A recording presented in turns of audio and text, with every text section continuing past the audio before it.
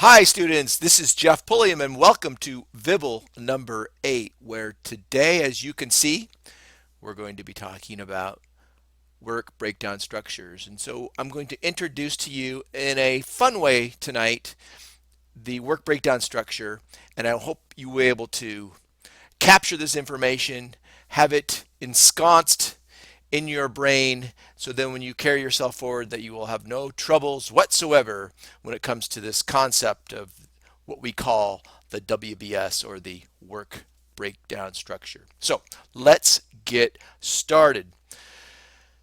Yes, you do see in front of you an elephant, and you're probably asking yourself the question, what does an elephant have to do with the work breakdown structure? And really, you will understand the work breakdown structure because I want you to think you're on safari, you're out and you're hunting. And again, this is only a lesson plan because I'm not one who supports hunting or the killing of animals. But I do want you to think about going out on safari and looking to hunt an elephant. And you need this elephant to eat. And so the question then is, as we relate this to the work breakdown structure, is how do you eat an elephant? And you're like, Professor Pulliam, this is crazy.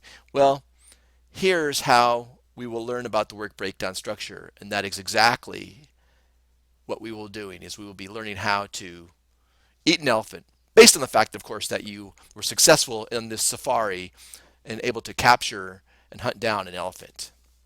So what we need to do is we need to break up that elephant. We need to provide for us in a way the elephant that it can be cut up and managed.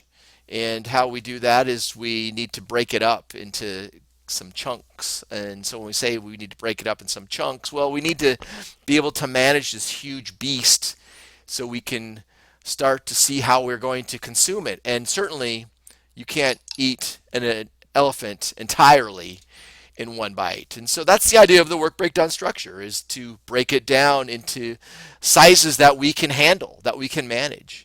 And so in this case, I hate to say this, but we would have to create the headpiece. And in the headpiece, though, it has some parts and components within it of itself. So we want to even decompose and break down the head even further to where we can, slice off a piece for the trunk, and maybe those cute floppy ears we can pull aside and package them separately. And then, of course, the delicate eyes we'll need to take care of as well. Now remember, this is all in fun and jest. I would never ever have you want to go out and capture an elephant and break it down in this particular way. I want you to understand, though, the concept of the work breakdown structure, and this will give you an idea, because elephants are so big you just can't eat an elephant whole. You have to break it down, right? You have to break it down. So what else would we need to do? Well, we would need to have to probably do some dissection of the body, or the torso of the elephant. And so you can see here that we would have to probably break down in the legs, and with those legs and the rest of the torso, we would have to, remove the skin as another piece, and then of course we would have to manage the feet, and so on and so forth. So the whole idea here is, of course, we need to break the elephant down into manageable, what I like to say, manageable chunks. All right. So here we go. We're continuing to want to do the following, and that is that when we break down the elephant into manageable portions, we're then able to cook it, to be able to share it, and it's much easier to chew on, right?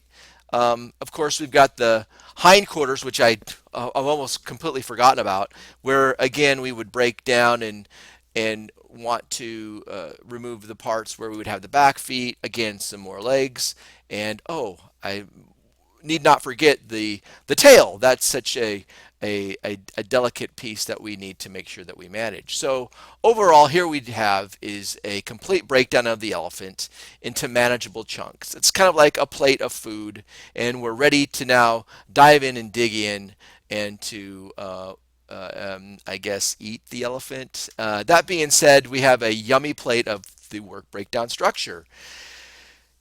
When we have a work breakdown structure, especially when you're looking at the elephant, well, we want to make it easy. And so when we do a work breakdown structure, as in our sample of the elephant, it's easy to see how we want to break it down or to dissect. In this case, when we're talking work breakdown structure, the work, right? So it's manageable. So when we break down work, we want to make it easy to ourselves and we want to make it manageable. And lastly, it's very organized. So when you look at a work breakdown structure, whether it's outline form or whether it's through a hierarchical chart similar to what an organizational chart looks like, we're able to break that work down and understand it. And therefore, when we understand it, we're much more organized through that procedure. And so finally, we are able to very simply digest the work that we've been able to create from the work breakdown structure. So here is a more formal look of the org chart of how we would organize that work and break it down. And as you can see, the project name is, once we've captured the elephant, we need to eat it. We need to break it down into portions. And so as you can see, the summary tasks are the head, body, and hindquarters. And as you can see, reflective to the prior slides that I shared with you, further discussion of the work packages, which is then working with those particular parts and pieces of the elephant anatomy and delivering it into more manageable food items where they're much more digestible. Now, mind you, this is entirely in fun and in jest. I love elephants, don't get me wrong. Elephants are a wonderful beast, and I would never ever go out and say to you to go out and hunt an animal and to break it down as I've shared with you today. But the idea is this, is that work breakdown structures basically are to advance the project. Now that we have a project charter, that we have a goal statement, that we've created that project environment, now we need to generate the work. We need to engineer the work. And when I use the reference to the elephant and how do we eat an elephant, that's the idea.